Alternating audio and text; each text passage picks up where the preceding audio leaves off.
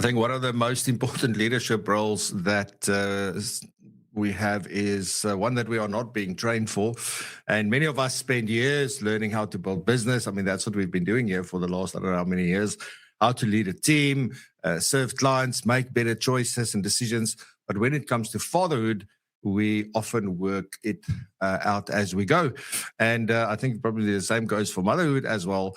But today's conversation with Derek Notman and Adam Holt from REBL Dads, I'm really looking forward to that. We're going to talk about ambition, loneliness, fatherhood, the story that started on Necker Island, Sir Richard Branson's challenge, and their new book, REBL Dad. So this is not a formal interview today. It's going to be a conversation between friends, and it's about showing up better where it matters most. So looking forward to, I'm already getting goosebumps. It's going to be a great episode. Welcome to PROpulsion, the weekly show for financial planners and advisors who want to build better, more successful businesses. I'm your host, Francois du Toit, and every week we dive into the practical strategies that matter, from growing your client base and improving your services to developing yourself and your team.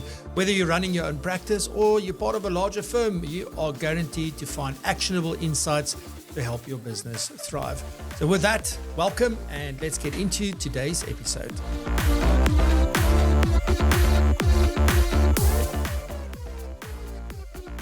This is a special one for me today because I know both of my guests. I've spent time with them, and I've also seen part of the REBL Dads story. I've heard many of the stories, and I was privileged to, earlier in the year, be very sort of in the midst of everything on Necker Island, but we'll talk about that a little bit later.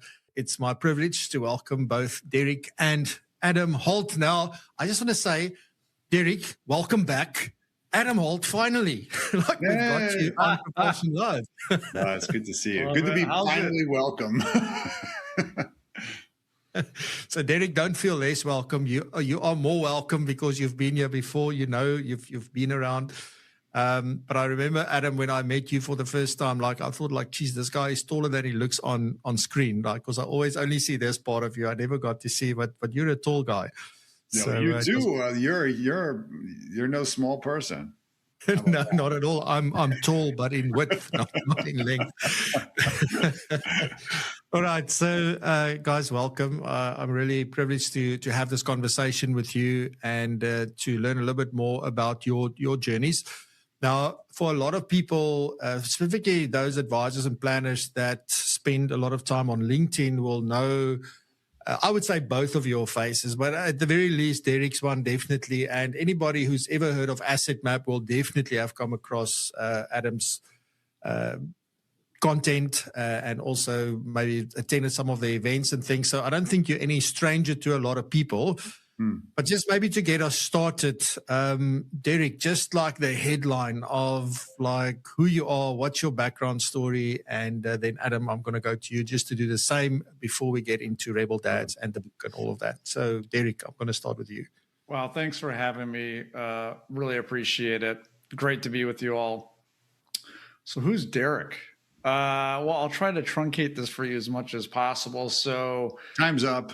Yeah, done. That's it. That's all you get. That's all you get. That's Derek. Yep. That's my older brother keeping me in line as usual. Where was I? All right. Maybe we should have. Who's Derek? I say who Adam is, and Adam says who Derek is. We could do that. We could probably do that. Let's see. So, okay. Was born in Ireland to a South African mother, German-American father. Ended up growing up in the Midwest of the U.S., north of a bit of Chicago, for anyone not familiar with that territory. And after going to college, ended up going into financial services, was a financial advisor for a large firm. Did that for a number of years, had a lot of success. Ended up transitioning to a fully independent practice that I started at about the same time that I decided it'd be a good idea to start a fintech company. I did not have gray hair beforehand, as you can see, so it's taken its toll. But and then Adam and I decided that we weren't busy enough, so we started REBL Dads as well. So I guess you could refer to me as a recovering advisor turned crazy founder, all that stuff. Married, have a kid, have 2 dogs, love to surf, love to travel. And I don't know what I miss out, big brother Adam. I forget. What's your zodiac sign? Because you I left have that. no idea. I have no idea what that is. How about your Chinese sign? I don't know what that New is Year? either, No? brother. Okay. I don't know. I'm just Right. a guy in flip flops. That's it. That is true. He dresses impeccably for an islander. I live on an island. Actually do. I literally live on an island, which probably explains some things. Brilliant stuff. Adam, and you just tell all the South African people just your crazy background story as well. Well, since Derek is going back to his parents and like his lineage of Cro-Magnon, I tell you, I will. Yeah, I did have an anthropology degree. Come on, but That's Cro-Magnon true. was not in South Africa. If we're going to be, clear. Oh, thank you. Who was? Do you remember? Australopithecus. Thank you. I knew you would know that. So I was born to a sarcastic Eastern European transplant in New York City who married my father, who was a Mayflower skier from California, and somehow they met in Austria skiing and had me. There you go. That's my background. Somehow in there, I became an advisor too. I started in life insurance, like most of us. On the business side, wanted to get into financial planning, used that to build an investment team, and then struggled with, I think, things that we all struggle with, which is communicating. And that's where Asset Map came from in my own practice. I used it to grow that practice significantly, and then got the bug also, like Derek, when I showed it on stage in 2012. And a bunch of other advisors said, hey, can I use that too? And so that's kind of dominated my professional career the last decade or so, as Asset Map has grown. And you're right, Francois, thank you for the accolade. Asset Map is being used in South Africa and the UK into a lot of our kind of communities to help people deliver better advice, conversations. And then Derek and I started a podcast during the pandemic because, we really wanted to talk about what was broken in the financial advice industry and do a lot of stuff that you've been doing a great job of kind of sharing best practices. And we built a mentorship podcast. And one of the things that was really key for us was to interview people who really knew their stuff and then come back with, these are actions you could take to really change your practice. And I think that attitude, I want to say it inspired, this thoughtfulness around a topic that Derek brought up all the time, which was, how are you managing being a great dad and a great entrepreneur, and that balance always being challenging and elusive to most of us. So that's when he came up with this idea of REBL Dads, and I just jumped on the bandwagon because we've been always questioning. I'm also a father. My partner and I live in Philadelphia, Pennsylvania, which is in the States, and I have a 14-year-old daughter. And she's really call her my second business. First business. No. Business. She's my most valued business, but she's my second business. Yeah, awesome, guys. That's amazing, and I love the energy. I love the conversation already, and I like this is what I wanted for this particular episode. And I mean, you already now touched, Adam, on sort of REBL Dads and where this idea came from. But Derek, I mean, this started a long time ago. Like whenever somebody sees something pops up, they think like, oh, that's Derek just or anybody else just thought this thing up last night. And then you sort of, but there's a whole backstory to this. Can you take us to the beginning and what got you? What is the thing that started all of this journey to get to where we are today? And we'll follow the entire story throughout the conversation. But just where did it all start? This whole REBL Dads idea. Adam, please fill in spots I miss here. So about. What is it now? 4.5 years ago, I am walking in front of my house on the phone talking to a friend of mine, another dad. And I just gotten to a point in my life as an entrepreneur, business person, and also father where I was just really tired of not having a community of support of someone that understood the challenges that we go through. And was just venting. It was a hot day, and I'm like, we should create something. because I can't find what I'm looking for. And that was the thing. Like initially I had looked around and I looked at groups like EO and YPO and Tiger and those others, and all great organizations, super successful, great people. But some of them were really hyper focused on business or had like these large net worth or income restrictions. Like, I don't know, man, that doesn't feel like my tribe. And I couldn't really find the group of dads that I wanted to talk to and share with. I'm like, so, all right, I'm going to create this thing. And it's interesting that about this time, I had ended up reading an article. What was it? It was an article in the Stanford Business Review. And it happened to be written by someone who used to work for Richard Branson. And I was inspired. I was like, wow, this seems like a really cool experience. That the article was all about this experience and event that they had and so forth. It's like, man, wouldn't that be something if I could create something like that for fathers, for dadpreneurs? And so I have never shared this before, but I actually on September 12th, 2022, I reached out to this person and had said I had just read this article, was really inspired, and that I would like to do a similar event, hopefully with Richard. And next thing I know, I actually got a response. I didn't know who this person was on LinkedIn. I had no connection with them. Like, this was my initial note to them. And they responded and said, yeah, you should do something like this. Go talk to this person. And that took me and Adam down this long, winding, interesting, scary path that got us on to Necker Island. But it all came from something that didn't exist, that we were yearning for and looking for. And so we ended up creating it ourselves. And the question there, Adam, is like, I mean, where did you get involved? Did Derek just rock up in his car and say, Adam, get in, we're going on a trip? Or how did you get involved in this whole journey? Well, you know what it's like when you're running a podcast or with another co-host. You spend a lot of off-air time with each other, right?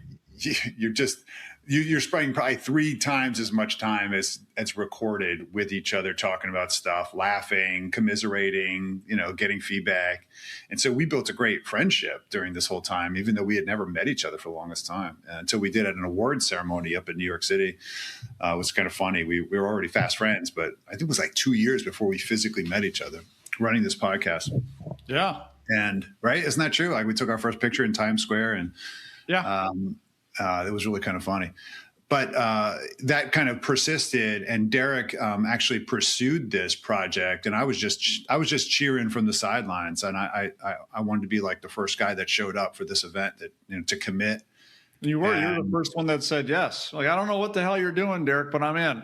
Yeah, I mean, just look, he sold it as a bucket list trip to go to Necker Island to meet Richard Branson, and just like the rest, we're going to figure it out. And I was like, okay, sounds good. Like, I got to go convince my partner until I'm going to spend an enormous amount of money that on this 4-day trip, which never knew had been done before. I'd never been invited to that. So, and then I think when he had some kind of partnership issues with the original, co-founder, I think he reached out and said, I'm not sure what I'm going to do now. And I just said, well, I'll step in. So I think for me, it was a matter of the vision was just so great to help both entrepreneurs and dads. And I just trusted him. I was like, we're going to figure it out. And we brought our networks together and just filled it. So, which of course, like any project, like go get, customers that are willing to spend a pretty penny to go have an experiment that's never been done before by us. So it took a lot of faith, I think, for people to just come with us. It was a great testament to the relationships we had. And I mean, it sounds easy. It's like, when you say, I reached out to we used our networks and we filled it up. It's like, that did not happen overnight, right? I mean, this was, no. I mean, Derek, to what lengths did you have to go to fill up that? Because I mean, I can imagine, I don't know how the logistics work about going to Necker Island and all of that, but I mean, I know that you can't just say, we want to book it, but we'll let you know if we get the bookings, et cetera, et cetera. So you probably had to commit, up front. So how did you, what did it take to fill up that first trip? Oh my God, it took everything. It almost broke me. It was really stressful. Because what happened was it took some time for me to go through the channels from that initial outreach in September of 22 to actually pitch the idea to Richard and his close team that handles this stuff, because they get a ton of requests and there's only so much availability. Mm-hmm. And it's like kind of like be careful what you ask for, because they said yes, and then they're like, well, this is what it costs. And you got to sign this thing here. You got to commit. And I didn't, other than Adam's yes, which covered a very small amount of the total nuts, I didn't have anybody. And so I just took a flyer and I said, yeah, all right, I'm in. Burn the bridges, burn the boats, whatever. And then started reaching out to everybody and their uncle to get people to say yes. A lot of cold messages on LinkedIn, went through my network. Adam did the same. And we ended up filling it, but it took months and months and months, because they're like, who are you guys? What are you doing? Is this thing legit? Like, what the heck's going on here? Oh, yeah. Well, remember, like, people had to wire us money that didn't even know us. And they're like, we're talking multiple thousands of dollars, tens of thousands of dollars per person. And it was a really interesting sales project. I think, look, all of us who are listening have probably been in some role where you're asking somebody to commit capital to a project that's uncertain. And I think we both had such faith and certainty about it that we believed it was like the right mission, the right time. I think both of us don't think we're great salespeople, but I think we just lead with authenticity so much that people were like, I really am finding myself lonely too as a co-founder, as an entrepreneur. We were specific. We wanted people who were seemingly successful, who could not only bring something to the table as opposed to just get. And that was an important aspect for us. I think we were very blessed in how we put together the group. There was only a couple, we'll call them people that were like, maybe we should have invited them. But it really gave us a good rubric of the kind of person we wanted to consider a peer. So when we back the second and the third time, we knew what we did want and what we didn't want and how we would do it differently. So in a sense, like the experiment of Derek committing to a several $100,000 dinner reservation without anybody to go with him was like a huge statement as you think about burning the boats, like just committing massively to a vision and then having no choice but to go and close it. Yeah. I love that that you said, like, it's a very, very expensive dinner reservation. That's probably a good way of summarizing it, but that's not how it felt like. Adam, just real quick, I just found it. I invited you via email Wednesday, February 1st, 2023. Wednesday, February. Okay, cool. There you go. Nice. Did I RSVP yet? Did I even respond? No, you wrote back. You wrote back. Let's talk about this next week. Thanks, bro. Anyway, you wanted to come in. Hey, listen, it worked. Okay. It worked. I referred a couple people. Yeah. You sure did. You got some referrals from me. Yeah. So let's talk about that first the first naked trip. I mean, now you filled it. Off you go. You get to Necker Island. What happened? What did you think was going to happen? What happened in reality then? And sort of, just talk us through that first trip and sort of what did that set in motion? Sort of, once that trip was done. I was so nervous. I don't know. I can't speak for Adam, but I was really nervous. Like not only to meet my idol, Richard, right, to actually spend time with him, because they say don't ever meet your hero, so you're nervous about that whole experience. And then I've got all these dads coming, most of whom I had not met before, spent a lot of money. I'm like, is this going to hold up? Are people going to get value out of this experience? And Adam and I had come up with the entire curriculum. We MC the whole thing, like a lot of responsibility to make sure it's all done. My wife facilitated like all the behind the scenes stuff to get it kind of organized for that first year. And I think I had a headache almost the entire trip because it was just stress. You did have a headache. I remember that. Because you want it to be really good. And then of course the first morning, what happens? There's a bike ride that Richard does, epic bike ride, and like I didn't go on it. And next thing I know, people are stopping like, "Hey, did you hear what happened?" And Richard and one of the other dads got in this big old bike accident. They fell off. There was bloody. It actually hit the news and went viral around the world. I'm like, oh shit! Like this is the first event. We almost just killed Richard, right? Like what's going on here now? And so that was stressful. All that aside, though, Francois, what happened is that Adam and I saw this thing develop before our very eyes. We had come up with these core bits of content that we wanted to talk about. We had a model of how we wanted to run each day. And man, it went off without a hitch. Dads were opening up, laughing together, crying together, sharing things with complete strangers that they'd never shared before. And more so, they're like, well, we're coming back, right? Like, what else? There's more to this. Like, this is amazing. Like, this is the best thing that I've ever done. And a lot of these dads had been to some of these other events by these other communities. Yeah, that's true. And so what was originally a bucket list situation, now Adam and I kind of look at each other like, oh, crap, here we go. Now we've created this monster, a good monster, but now this thing's turning into something much more than just this one-time experience.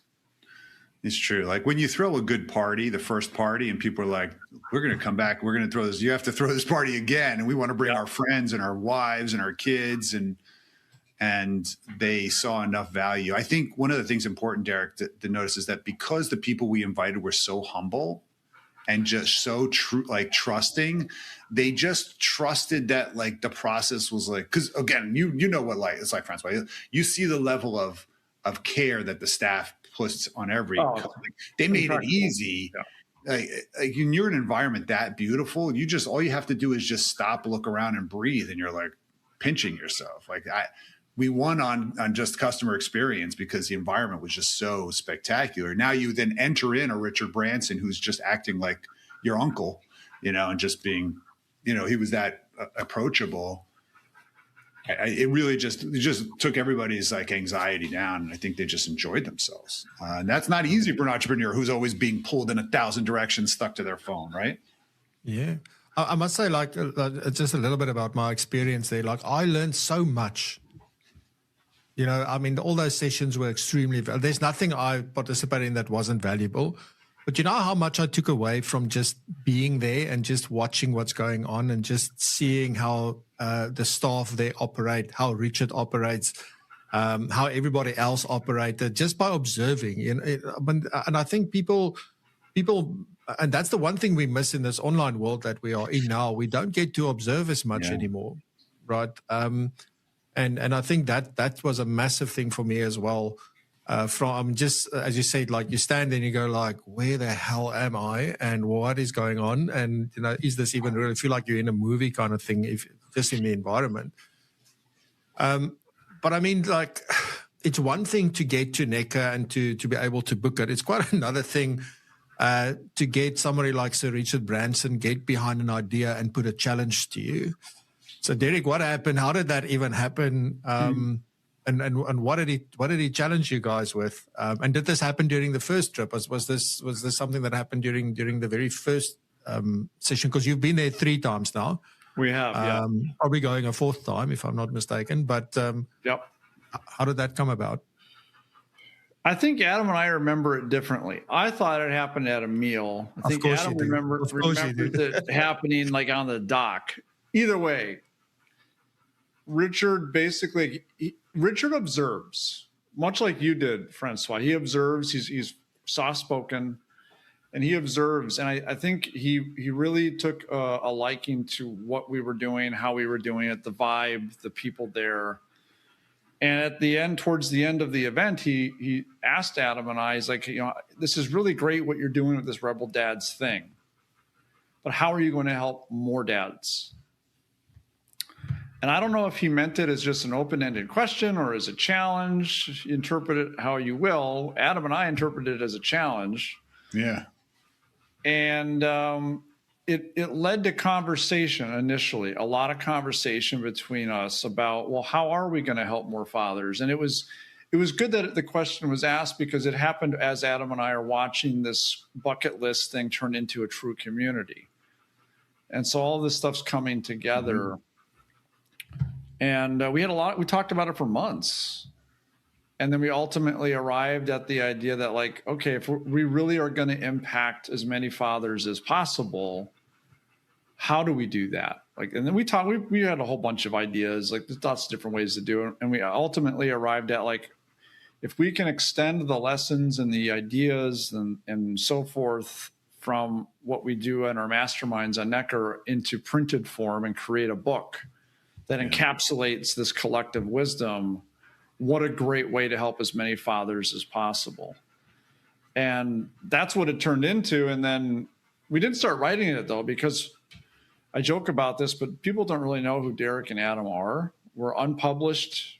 We're just, dudes trying to do something in our own industry. And so for us to get that book out there, it could be the best book in the world, but if nobody knows about it, And so that's where we really tried to bake the idea as much as we could and approach Richard on our second visit a year later.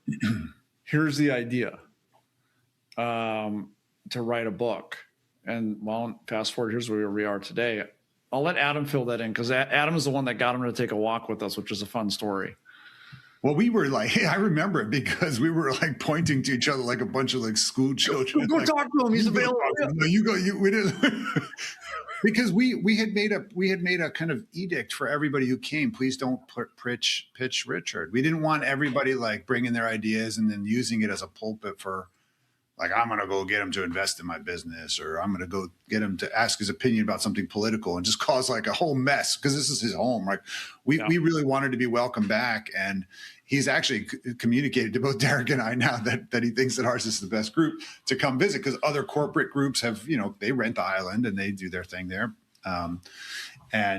Because I think we do keep it light, right? We're like just there to enjoy the experience and grow. That being said, when we knew we needed to get this we didn't know, but we hoped that we could get his involvement. So we said, can you go for a walk? And he's like, sure. So we went on a walk on his island. As you all know, like if you're going to walk in your backyard, like you can choose to make it a short walk or a long walk, right? It was about 15 minutes. And we shared with him that we took his last statement, whether he remembered it or not, as a challenge. We heard it, and we think that there's an opportunity to help the greater community as a world builder, as a society changer himself, right? He's done a lot of work to kind of help mankind, certainly beyond his own interests. We felt it would resonate him that we've discovered that there's an epidemic of male loneliness out there, that entrepreneurs are in a much different situation, I think, than they were in the past, where they're stuck at home, where they're, disconnected. Everybody's moved everywhere. That in the most extreme examples of fatherless homes, you have higher rates of suicide and depression and teen pregnancy and incarceration, just because there's no female present at home as a single variable. That's some really interesting stuff. And so I think we appealed to his awareness that there's maybe something bigger here to focus on. And we asked him, would you be part of it? And we left it to him to kind of say yes or no, or maybe so. And he said on the whim, he says, I like the project. I'm interested. I can't commit until my team says yes, because he's clearly, he says yes. He's a quick start, and then gets them in trouble. He just does that. And then he gets brought back, right, to reality. And he agreed to, his team said he'll write one of two forewords that he does a year. And we thought that was a gracious offer, and we took it. But it created a timeline that now Derek and I needed to scramble to. So here's another lesson, right? Like we have a commit big to go just do it without knowing what's going to happen. And then, go for a walk and ask for help. And then the mentor says, okay, great. You do it by this period of time. I'll do my part. You do your part. And we had lives like before this. Businesses. Go write a book and Derek doesn't think small. He's like, we can interview 100 people. I'm like, 100 people. But we did it, 103. Brilliant anyway, stuff. There you go. I mean, like, And you're in it, Francois. You're one of the dads That's right. who's willing to share his story. Yeah, for your sins, I'm also there, more as a granddad probably, but yeah, it was. I mean, I remember that conversation that you and I had, Derek, for the book, and I mean, it made me also think about a lot of things. So I think even for everyone who all 103 fathers who contributed to this book as well, we took a lot out of that process as well, which I don't think you necessarily realize. I mean, you're looking at helping a lot of fathers, but just going through those motions as well had such an impact and such value as well. So I think there's more at work here than what you might realize, or there's bigger things that will come from this, and the impact will be bigger than I think. Even doesn't matter how big you guys think together or on your own. I promise you, it's going to be bigger than what you ever imagined. I'm pretty sure of that. There's one thing I want to add on, or just sort of latch onto that, Adam. You were speaking about the sort of this thing around loneliness, etc., etc.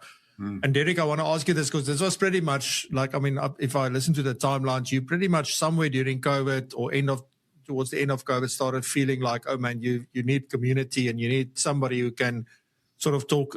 You can talk with around fatherhood as well, because I mean, both of you have got very successful businesses and you've really achieved great things already by then. But it's this thing around why is it that you're successful, but you're surrounded by a lot of people, but yet you still feel alone? Especially I think when it comes to fatherhood and guilt, and fear and regret and all that kind of stuff. I mean, one of the things that for me is a big thing is I haven't been around as much. And I think I said that to you during the interview as well, because I've just always been working. And still today, I really battle to be present. And that's one of the things I took away from the trip to Necker is the one thing I wrote down is to be more present. And I'm getting it more right, but I'm still a long way off from where ideally where I would want to be. But the question to you, Derek, is what is the deeper problems that REBL Dads is trying to solve? I mean, if we just think about all this, so it's not that you're struggling and unsuccessful and all of that, but when it comes to fatherhood, for a lot of people, I think it feels to us like that is where we are not successful, we're struggling, we feel lonely. There's no handbook for that. I don't know. I can try to answer that question. So it is a deeper thing. And so we can go to school, we can take a course, we can go to a seminar, we can get education for credentials, all these different things to master things when it comes to business, a career, entrepreneurship. There's a lot around that. But when it comes to being a dad, I mean, there are dad books out there, but I've always felt like that was the real place that it was lacking. And I think part of it was I was nervous to venture into that and research it just because I didn't know, and it's scary and I don't want to F this up more than I already am. And I think some of the resources out there are more of do it this way, or you're a bad person, you're a bad father if you don't type of thing. And that just didn't resonate with me. And so, but what I also kind of started to see in my own life was that some of the principles that applied to success in business, I think could have been applied in my role as a father. Mm-hmm. And so when you're like, what's the deeper thing we're trying to fix? I think it truly is a community and a brotherhood thing. We live in a much more disconnected world now. Now, Adam and I went virtual way before a lot of people did. From a strictly business perspective, there's a lot of arguments for that, but you do lose a lot of the human element as well. And that's why our Necker events in person, it would not mean the same if it was a virtual get together. Yeah. So giving men a chance to unplug from the rest of the world and focus on themselves and get a little bit better. And I could go all over the place with this. It's not a competition either. I think a lot of the stuff out there, we compare ourselves to what others are doing, and that's not a healthy way to do it. One of the things we learned was compare yourself to yourself, and try to get a little bit better every day, and that's the measuring stick that you should be using. And so, I don't know, giving dads an outlet, giving dads some collective wisdom that's non-judgmental. that can just, give you insights, and you can pick and choose what works. You're never going to be perfect. I know Adam tries. every single day. Every single day, but it's something I came to grips with. It's never going to happen. So I don't know, Adam, fill in there for me. I think that it's a harder question to answer, Francois, for sure.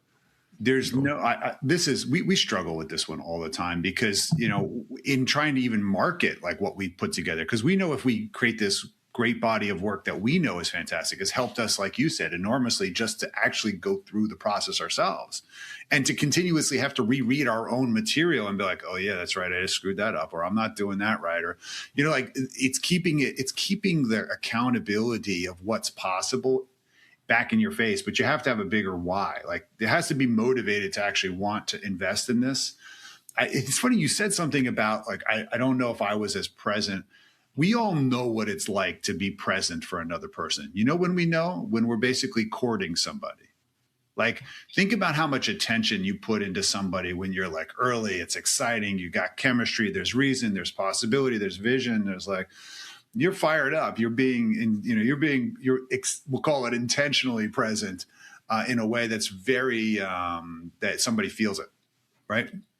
And then we get comfortable and we get used to it, and then we get into like the daily things, and then that kind of like we don't do the same things that we did, and we expect the same results for some reason.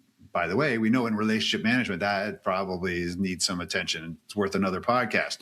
But the point is that the same thing happens as a parent. You just get used to being a provider. You get used to being a protector. You get used to being a like, let me lecture you. Let me give you like lessons and feedback and maybe rules, right? And sometimes the needs of the kid are like overlooked or not. We're not really present, right? And when we are there, we're like on a phone or we're working or we're not really paying attention to what's going on. And those are the moments when I think we take them way for granted. So some of the things in this kind of project was not to say, hey, a great dad is just intentionally present all the time. Like, that one kid you remember from school who had the best dad, like did everything. Like that's not the panacea.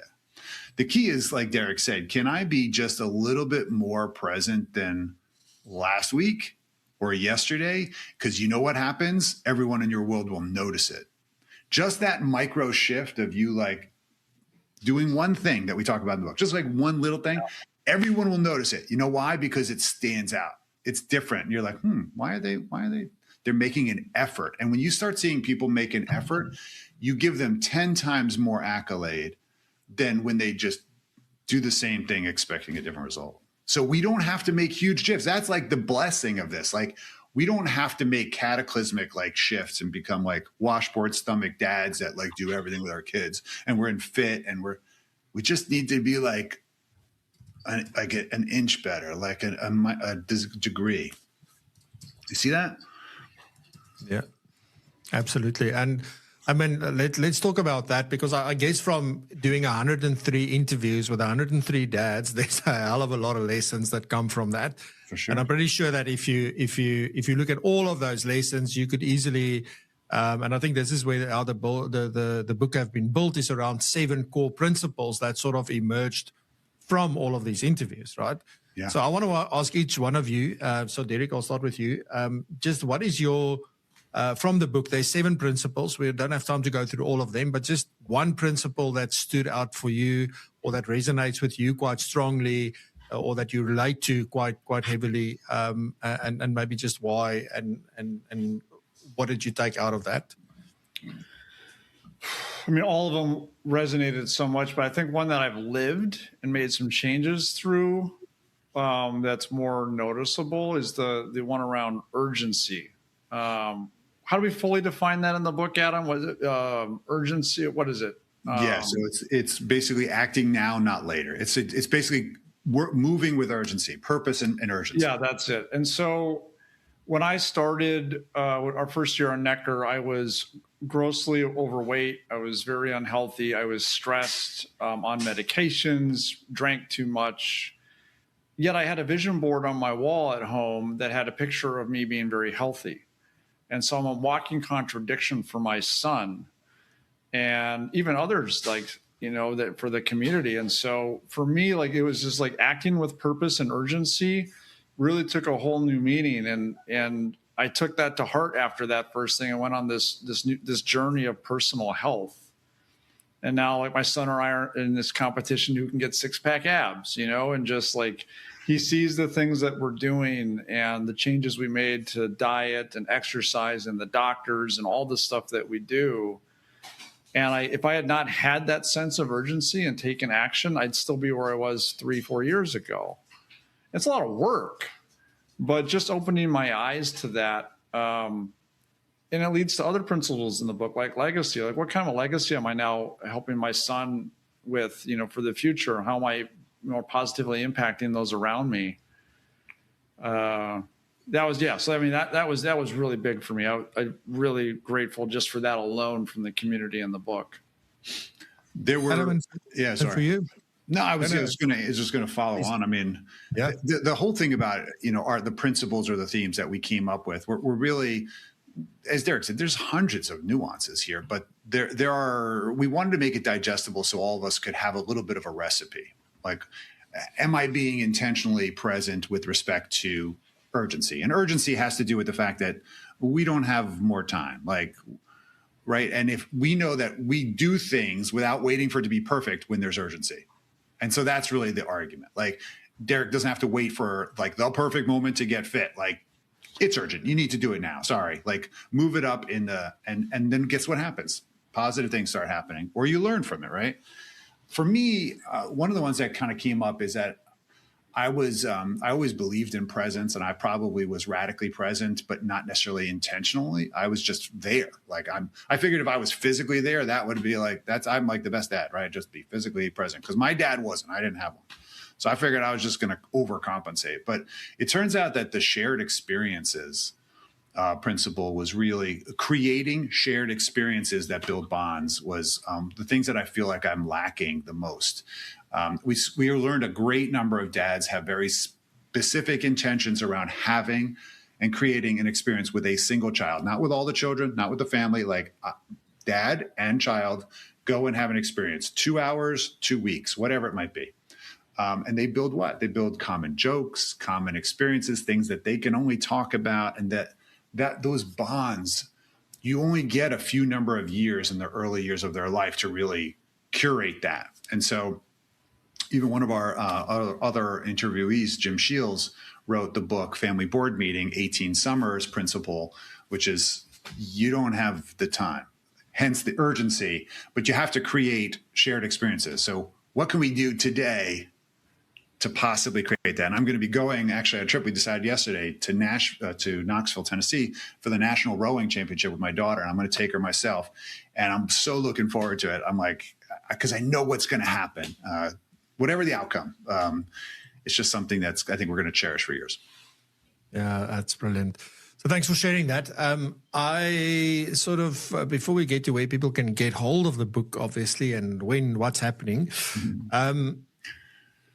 just maybe quickly, each one of you, what do you hope people do when they finish reading the book? So not just, what they will feel or what they will think about it, but because our theme for the year is from knowing to doing. So what are maybe one thing that you hope that somebody would do differently the moment they put down the book, or even I guess you don't even have to finish the whole book. By the time you get to something and it speaks to you, what do you want people to do at that point?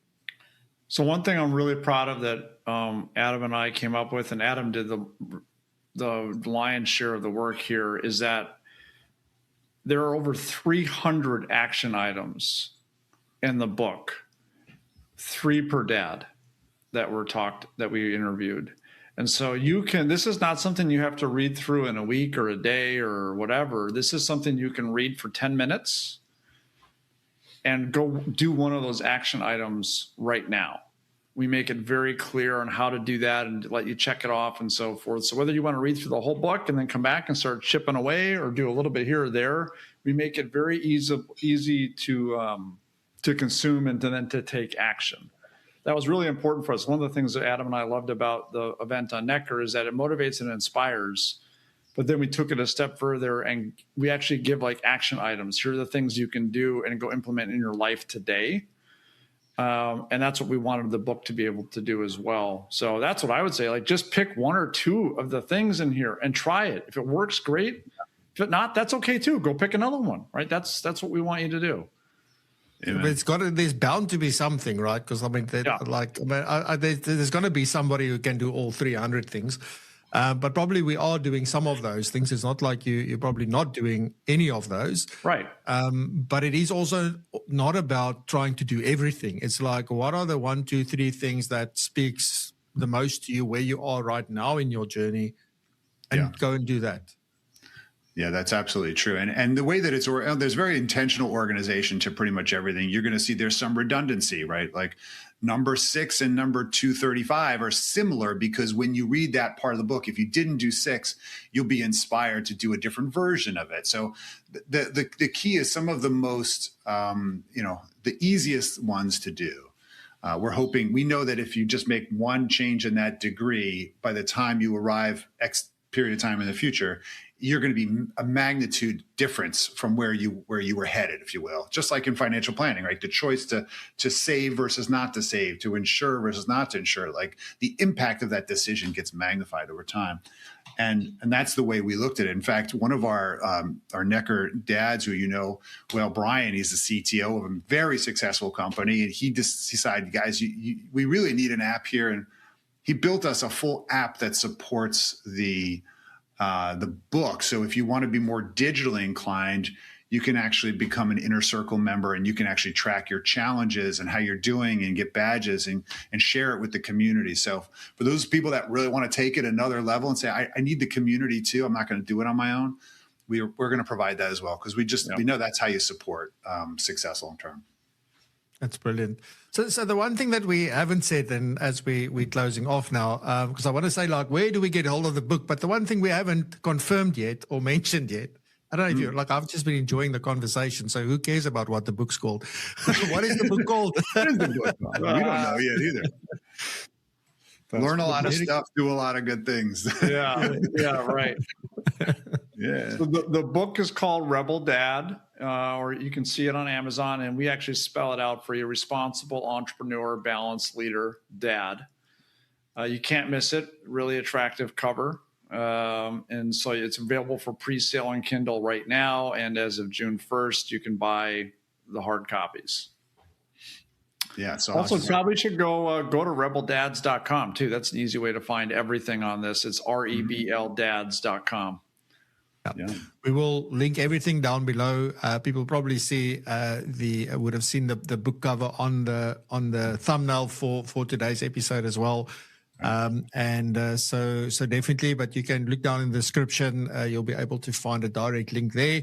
Otherwise, just go rebeldads.com, right? So that's got an S, but the book hasn't got an S. It's just Rebel Dad. So awesome. Then just in closing, maybe just a brief, like anything that, because there's so many things I could have asked you or that we could have spoken about today to sort of drive home this message. But Derek and Adam, like just one thing that you would want to leave the viewers with and to close off the conversation. You've been going first. I think you're going to have something really, really smart to say. I don't. I'm a bit verklempt. There's a good word for you. That's a $20 word. That is. You can't even spell it. Can you spell it? I can't. Don't ask me to spell it. Yeah. It takes a village, a brotherhood. I just would leave you like, REBL Dads is a place for all dads. And so just, if you want to be a little bit better at business or work or fatherhood, check us out. Like, we're here for you. It's a place not to be judged. And like, we've got great events, a great tribe of guys from around the world. And just know there's like a safe, fun place for you to be and hang out with us. And we would love for you to join us.